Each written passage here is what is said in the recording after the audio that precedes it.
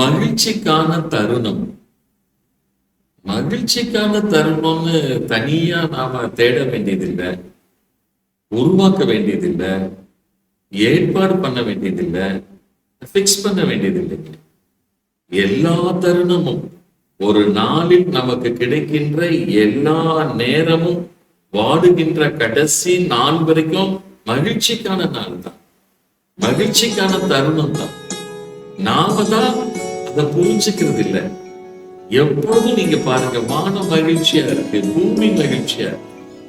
இந்த இயற்கையில் படைக்கப்பட்ட ஒவ்வொன்றுமே மகிழ்ச்சியா இருக்கு, மகிழ்ச்சியை கொடுத்துட்டு இருக்கு. ஒரு மரத்தை பாருங்க, அவ்வளவு பசுமையா நிறம் நிறம் நிறம் கலந்த பூக்களோட நம்மை பார்த்து சிரிக்கின்றதே, அது மகிழ்ச்சியா இருக்கு எப்பொழுதுமே.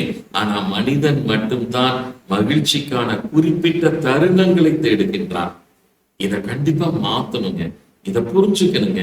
இத புரிஞ்சுக்கிட்டோம்னா எப்பொழுதுமே மனசுல பூ பூத்த மாதிரி, மனசுல பட்டாம்பூச்சி பறக்கிற மாதிரி, மனசுல ஒரு பொருட்காட்சி இருக்கிற மாதிரி விசித்திரங்களும் அதிசயங்களும் நிச்சயம் மனதில் இருந்தால் இந்த வாழ்க்கையே மகிழ்ச்சிக்குரிய வாய்ப்பு தான், வரம் தான், தருணம் தான்.